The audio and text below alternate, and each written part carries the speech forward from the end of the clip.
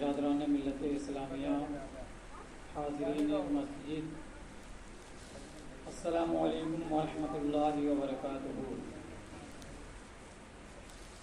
الحمدللہ رب العالمین، والصلاة والسلام علی سید المرسلین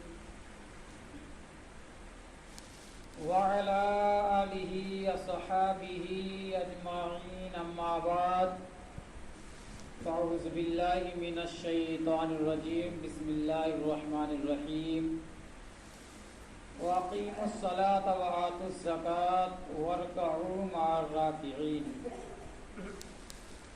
صدق اللہ العظیم، بلغنا رسولہ النبی الامین المتین المبین المعین الکریم، ونحن على ذلك لمن الشاهدين والشاكرين، والحمد لله رب العالمين۔ بعد توحید کے متوالوں، شمع رسالت کے پروانوں، غوث و خواجہ کے دیوانوں،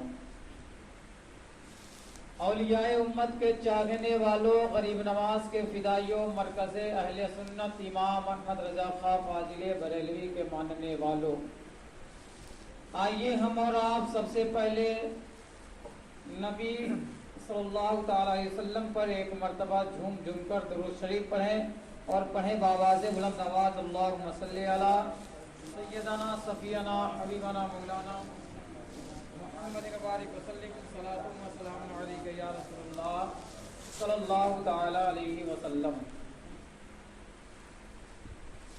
اللہ کے حضور میں سر کو جھکا کے دیکھ، اللہ کے حضور میں سر کو جھکا کے دیکھ، ملتا ہے کیا نماز میں سجدے میں جا کے دیکھ۔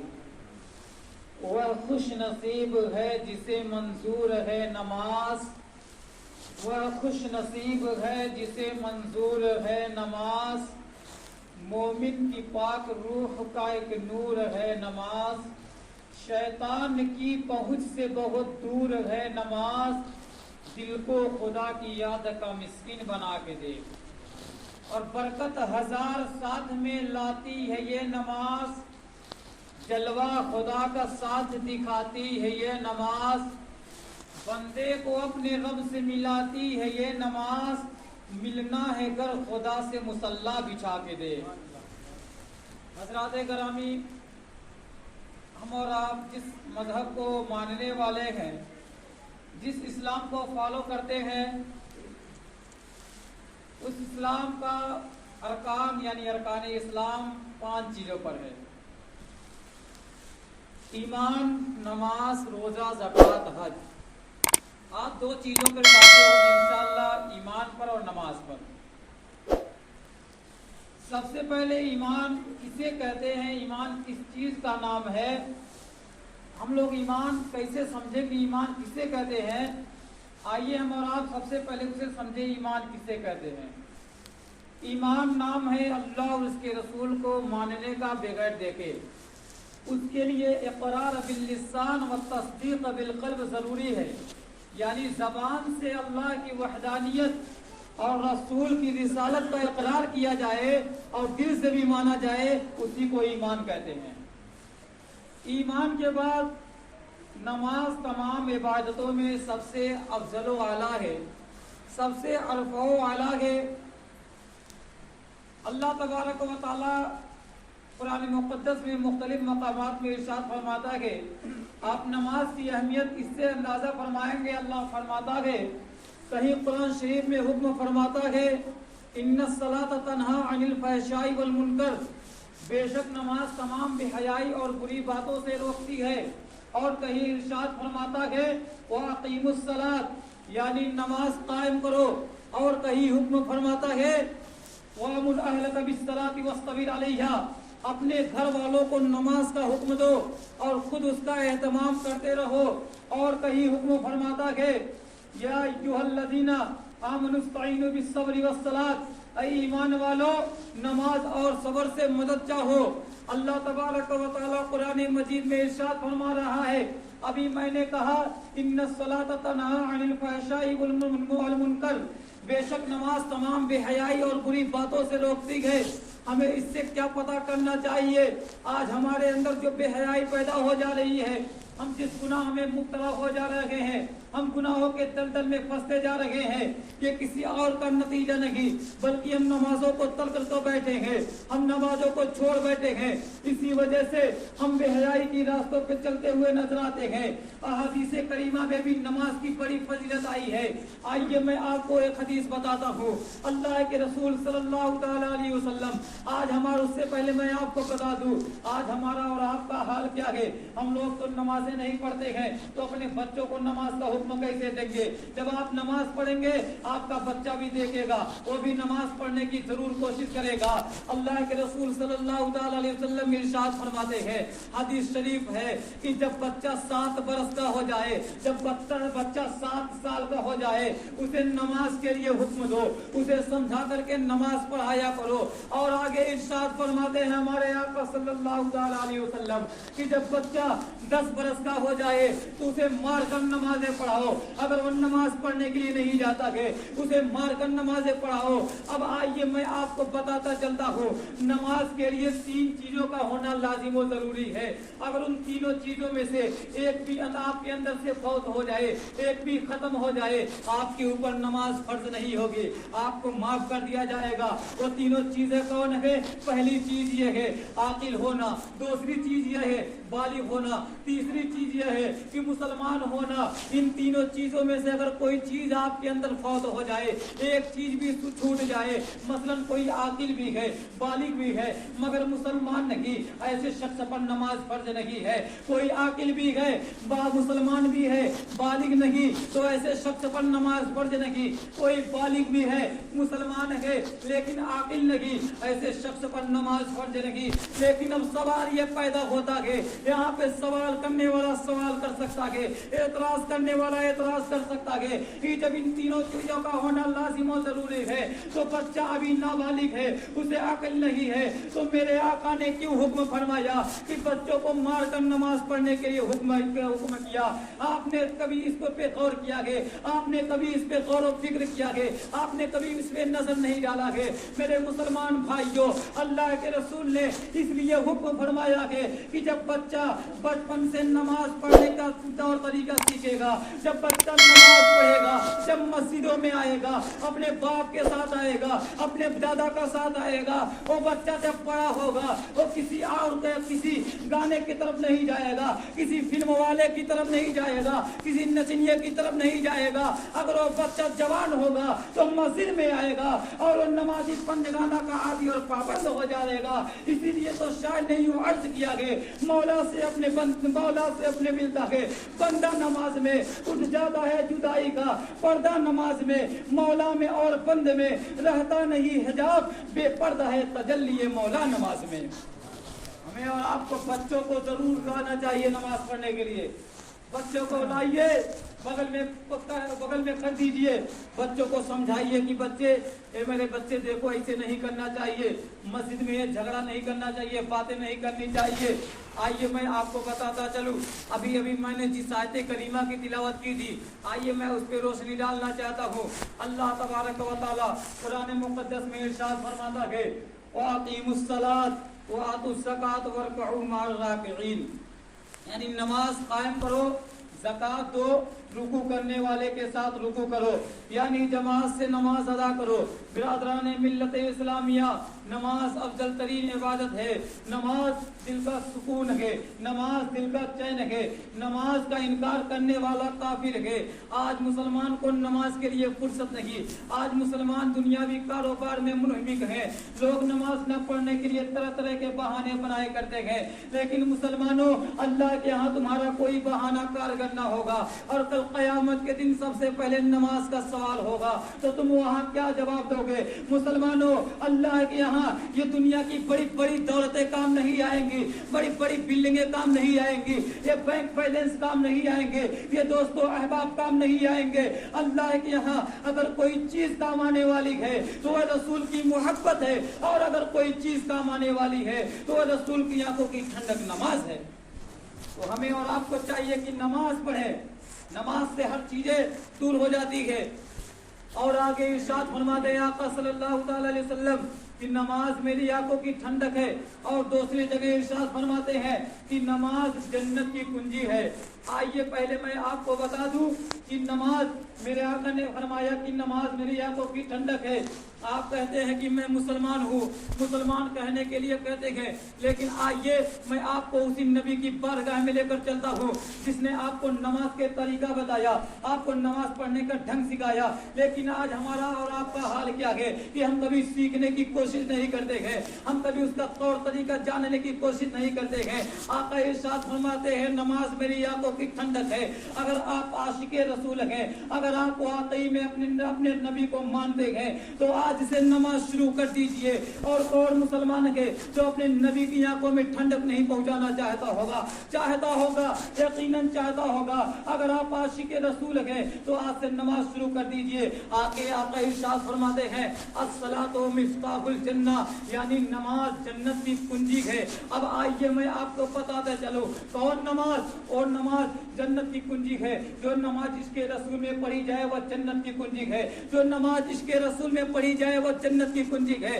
جو نماز رسول کے ذکر میں پڑھی جائے وہ جنت کی کنجی ہے۔ مگر جو نماز اس کے رسول کے بغیر ہو، جو نماز ذکر مصطفیٰ سے خالی ہو، وہ نماز جہنم کی کنجی ہے۔ اسی لیے تو اعلیٰ حضرت بریلی کی سرزمین سے پکار اٹھتے ہیں، ذکر خدا جو ان سے جدا چاہو نجدیو، ذکر خدا جو ان سے جدا چاہو نجدیو، واللہ ذکر حق نہیں کنجی سقر کی ہے۔ میرے دینی بھائیوں، ہمارا اور آپ کا حال کیا ہے؟ آپ لوگ کیا کہتے ہیں؟ سرکار غوث پاک کے نام سے فاتحہ دلاتے ہیں، لیکن کبھی آپ نے سرکار کے ملفوظات غوث اعظم کو پڑھنے کی کوشش کیا؟ ارے سرکار غوث پاک بے نمازیوں سے اتنا دور رہتے ہیں۔ میں آپ کو بتا دوں سرکار غوث پاک فرماتے ہیں ایک کتاب میں لکھی ہوئی ہے کہ سرکار غوث پاک فرماتے ہیں کہ جب بندہ اگر کوئی سڑک پہ جا رہا ہے، ایک طرف سے کتا آ رہا ہے اور اس کے جسم میں پورا گندگی لگا ہوا ہے، ناپاک چیز لگا ہوا ہے، اور ایک طرف سے بے نمازی آ رہا ہے، اب دیکھیے سرکار غوث پاک کو ماننے والوں دیکھ لیجیے کہ سرکار غوث پاک کس کو پسند کرتے ہیں۔ اور جب فرماتے ہیں کہ اگر بندے کو کوئی راستہ نہ ملے، دو راستہ ہے، یا تو کتے کے جسم میں سٹنا ہوگا، یا تو اس آدمی سے ایسے ملنا ہوگا، تبھی اس کو راستہ پار ہوگا۔ اب آگے سرکار غوث پاک فرماتے ہیں کہ کیا کرنا چاہیے اس وقت، اور تو سرکار غوث پاک فرماتے ہیں اس وقت کیا نہیں کرنا چاہیے، بلکہ یہ کرنا چاہیے کہ جو ناپاک کتا ہے اس کے طرف چلا جانا چاہیے، اور جو بے نمازی ہے اس کے طرف نہیں جانا چاہیے، ناپاک کتے کی طرف چلے جانا۔ اس لیے کہ اگر ناپاک کتے کے جسم میں آپ سٹ جائیں گے، آپ کا جسم ناپاک ہوتا آئے گا، وہ پانی سے دھلیں گے، پاک و صاف ہو جائے گا۔ لیکن بے نمازی کا ناپاک ایسا ہوتا ہے کہ آپ دنیا کے پورے سمندر کا پانی آپ اپنے اوپر گرا لے تبھی بھی پاک نہیں ہو پائیں گے۔ یہ سرکار غوث پاک فرماتے ہیں۔ آج ہمارا اور آپ کا حال کیا ہے؟ ہم لوگ کبھی غور کرتے گئے سرکار غوث پاک کے نام پہ 11ویں کراتے گئے؟ کبھی آپ نے پڑھا کہ 11ویں شریف کا فاتحہ سرکار غوث پاک سب سے پہلے اس کا قبول کرتے ہیں جو نماز پڑھنے والا کا عادی اور پابند رہتا ہے؟ میں آپ کو بتا دوں چلتے چلتے یہ واقعہ میں آپ کے سامنے اس لیے رکھ رہا ہوں، میں بہت جگہوں پہ یہ بول چکا ہوں، اور یہ واقعہ میرے بولنے کا مطلب یہ ہے کہ آپ لوگ پہلے سمجھیے آج ہم اور آپ کیا کر رہے ہیں۔ ایک لکڑہارے کا واقعہ ہے، میں آپ کو بتاؤں لکڑہارے کا کام آپ لوگ جانتے ہیں، لکڑی کاٹنا۔ وہ لکڑہارا روز جنگل میں جایا کرتا تھا، لکڑیوں کو کاٹ کر لایا کرتا تھا، بہت غریب تھا، غریبی کی عالم میں اس کی زندگی بسر ہوتی تھی، لیکن وہ لکڑہارا اللہ کا شکر ادا کرتا تھا، جب بھی کاٹ کر آتا تھا کھانا کھا کر اور نماز بھی پڑھا کرتا تھا۔ ایک دنوں کا لکڑہارا جنگل میں جاتا تھا، جا رہا تھا، اچانک اس کو ایک چیز مل گئی، ایک ہیرا مل گیا، ہیرا۔ وہ لکڑہارا سوچتا ہے اب اس ہیرے کے بدلے میں جاؤں گا سونار کے دکان پہ کچھ لے لوں گا۔ لکڑہارا گھر پہ آتا ہے، آنے کے بعد جاتا ہے سونار کے دکان پہ، کہتا ہے سونار یہ ہیرا لے لو، اس کی جو بدلے میں قیمت ہوتی ہے، اس کا جو بدلہ ہوتا ہے اسے مجھے دے دو۔ وہ سونار کہتا ہے کہ میں اس کی قیمت نہیں دے پاؤں گا، تم چلے جاؤ بڑے دکان پہ۔ وہ لکڑہارا جاتا ہے اس ہیرے کو لے کر بڑے دکان پہ، جانے کے بعد کہتا ہے اے سونار، یہ جو ہیرا میں نے پایا ہے اس کو تم رکھ لو، اس کے بدلے میں جو ہو سکے مجھے دے دو۔ اس سونار نے کہا اے لکڑہارے، اس کی قیمت تم مجھ سے مانگتے ہو؟ اگر جتنے بھی اس علاقے میں سونار کی دکان گئے سب لوگ مل کر اس کی قیمت دینا چاہے تو نہیں دے سکتے ہیں۔ اب آپ یہ بتائیے اتنا جس کو مال مل جائے کتنی خوشی ہوگی۔ اب وہ لکڑہارے کو دماغ دیتا ہے کہ جاؤ تم بادشاہ کے پاس۔ اس وقت میں بادشاہ کا دور چلتا تھا، وہ بادشاہ کے پاس جاتا ہے، کہتا ہے کہ بادشاہ سلامت، دیکھیے میرے پاس ایک ہیرا ہے اور اس کو آپ لے لیجئے، اس کے بدلے میں جو ہو سکے آپ مجھے دے دیجئے۔ اس ہیرے کو بادشاہ کو وہ ہیرا بہت پسند آیا۔ آنے کے بعد اس نے کہا اے وزیر سلامت سن لے، یہ ہیرا کسی بھی حالت میں مجھے چاہیے، کسی بھی حالت میں اس ہیرے کو ہمیں چاہیے۔ اب بادشاہ جو چیز طلب کر لے وہ ضرور مل جاتی ہے۔ اب وہ بادشاہ نے کہہ دیا، وزیر نے کہا ایسا کرو لکڑہارے، تم جاؤ کل صبح میں آنا، اس کی قیمت جو ہوگی میں دے دوں گا۔ اب وہ لکڑہارا گیا۔ اب آپ یہ بتائیے جس کو اتنی قیمت مل جائے اس کو رات میں نیند آئے گی؟ نہیں آئے گی۔ اور لکڑہارا بیچارہ رات بھر سوچتا رہا کب صبح ہو، کب صبح ہو، کب صبح ہو۔ صبح ہوتے ہی وہ بادشاہ کے پاس گیا، جانے کے بعد عرض کیا ہے بادشاہ سلامت یہ ہیرا لے لیجیے۔ اب بادشاہ نے وزیر کے سامنے بھیجا۔ وزیر نے کہا لو اس ہیرے کو میرے پاس دے دو اور اس کی قیمت جو تمہیں چاہیے میں دیتا ہوں۔ دیکھ لو یہ دروازہ ہے، اس دروازے کے اندر چلے جاؤ، اس کے اندر ہیرے بھی ہیں، جواہرات بھی ہیں، طرح طرح کے مشروب بھی ہیں، طرح طرح کے شربت بھی ہیں، طرح طرح کے کھانے بھی ہیں، تم لے لینا، جتنا ہیرا چاہو لے لو، جتنا سونا چاہو لے لو، جتنا چاندی چاہو لے لینا، لے کر چلے آنا۔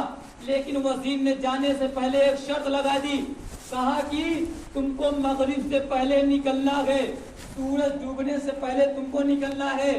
اب وہ وزیر وہ لکڑہارا کہتا ہے ٹھیک ہے۔ اب وہ لکڑہارا جاتا ہے، پہلے گیٹ میں جب جاتا ہے تو دیکھتا ہے کہ مجھے طرح طرح کے شربت ہے، اب اس کو بھر پیٹ پی لیتا ہے۔ پینے کے بعد آگے بڑھتا ہے، بڑھنے کے بعد کیا دیکھتا ہے؟ طرح طرح کے کھانے ہیں، ایسے کھانے زندگی میں کبھی اس نے خواب میں بھی نہیں دیکھا تھا لکڑہارے نے۔ اب وہ لکڑہارا پیٹ بھر کھانا بھی کھا لیتا ہے۔ اب اس کے بعد آگے بستر لگی ہوئی ہے، بستر لگنے کے بعد دیکھ رہا ہے بستر لگا ہوا ہے۔ اب اس کے سامنے دکھائی دے رہا ہے کہ میرے سامنے ہیرا ہے، میرے سامنے چاندی ہے، میرے سامنے سونا ہے، اس کے بدلے میں جو چاہوں لے لوں، لے کر نکل جاؤں۔ لیکن وہ کیا کرتا ہے؟ تھوڑی دیر کہتا ہے میں آرام کر لوں، پھر اس کے بعد سونا چاندی ہیرا لوں گا۔ اب وہ آرام کی نیت سے بیٹھ جاتا ہے۔ اب جیسے ہی آرام کی نیت سے بیٹھتا ہے، اب آپ یہ بتائیے اپنے دل سے گواہی دیجئے کہ جب کوئی بندہ پیٹ بھر پانی پی لے، پیٹ بھر کھانا کھا لے اور بستر پر تھوڑی دیر آرام کے لیے بیٹھ جائے، کیا اسے نیند آتی ہے کہ نہیں آتی ہے؟ ضرور آتی ہے۔ اب وہ لکڑہارا کیا سوچتا ہے کہ سو تھوڑی دیر آرام کر لوں۔ اب وہ تھوڑی دیر آرام کرتا ہے، اسے نیند آتی ہے۔ جیسے ہی نیند آتی ہے وہ لکڑہارا سو جاتا ہے۔ سونے کے بعد جب وقت ختم ہو جاتا ہے، بادشاہ وزیر دروازہ کھٹکھٹاتا ہے، کہتا ہے اے لکڑہارے نکل جاؤ، تمہارا ٹائم ختم ہو گیا، اے لکڑہارے باہر چلے جاؤ، تمہارا وقت ختم ہو گیا۔ اب کسی بات پہ غور کیجئے گا۔ اب وہ بات لکڑہارا کہتا ہے ابھی میں نے چاندی نہیں لیا ہے، ابھی میں نے سونا نہیں لیا ہے، ابھی میں نے ہیرے جواہرات کو نہیں لیا ہے، تم کیسے نکال رہے ہو؟ ابھی تم سب کچھ باقی ہے لینا۔ اس وزیر نے کہا کہ تمہارا وقت ختم ہو گیا ہے۔ اب وہ لکڑہارا روتے ہوئے اور نکل جاتا ہے۔ اب آپ ہی بتائیے اس لکڑہارے کے سامنے سب کچھ تھا، اب وہ لکڑہارا کیا کیا؟ کھایا پیا اور سو گیا۔ اس بات پہ آپ لوگ بھی بولیے، کھایا پیا اور سو گیا۔ وقت آیا تو نکل گیا، اس کے سامنے دکھائی دے رہا ہے کہ ہیرا ہے۔ اگر وہ چاہتا تو اس ہیرے کو لے کر زندگی بھر اس سے بہتر کھانا کھاتا، زندگی بھر اس سے اچھا شربت پیتا، لیکن اس نے کیا کیا؟ کھایا پیا اور سویا۔ آج ہمارا اور آپ کا حال کیا ہے؟ کھا رہے ہیں، پی رہے ہیں اور سو رہے ہیں، اور وقت آ رہا ہے تو قبرستان میں چلے جا رہے ہیں. ہم کو معلوم ہے نماز پڑھنے سے جنت ملتی ہے, ہمیں معلوم ہے روزہ رکھنے سے جنت حاصل ہوتی ہے, ہمیں معلوم ہے نیک کام کرنے سے ہمیں جنت مل سکتی ہے. ہمارے سامنے جنت رکھ دیا گیا ہے, اسے طریقہ بھی بتا دیا گیا ہے, لیکن آج ہمارا اور آپ کا حال کیا ہے؟ ہم اس لکڑہارے کی طرح بن گئے ہیں کہ اس کے سامنے سونا ہے لیکن لے نہیں پا رہا ہے. ہمارے سامنے جنت رکھی ہوئی ہے لیکن ہم اس جنت کو پانے کی کوشش نہیں کر رہے ہیں. مسلمانوں, اگر ہمیں بننا ہے اس لکڑہارے کی طرح مت بنو. اگر کچھ بننا ہے اس لکڑہارے کی طرح مت بنو. اگر بننا ہے تو ایک عاشق رسول بنو, ایک مومن بنو, ایک نمازی بنو, ایک حاجی بنو, ایک روزہ دار بنو. جب تم ان سب عبادتوں کی عظمت و اہمیت کو جانو گے, اللہ تبارک و تعالیٰ غیب سے مدد فرمائے گا. اور جب تم ان عبادتوں کو تم ہمیشہ کرتے رہو گے, تم یہاں بھی کامیاب رہو گے اور آخرت میں بھی کامیاب و کامران نظر آؤ گے. میرے سنی بھائیوں, میں اپنی بات کو یہیں پہ بند کرتا ہوں. آپ سے گزارش کروں گا کہ آپ حضرات بالخصوص نماز کنجگانہ کا عادی اور پابند بن جائے, اس لیے کہ قرآن فرماتا ہے تنہا عن الفحشاء والمنکر, بے شک نماز تمام بے حیائی اور بری باتوں سے روکتی ہے. وآخر دعوانا ان الحمد للہ رب العالمین. السلام علیکم ورحمۃ اللہ وبرکاتہ.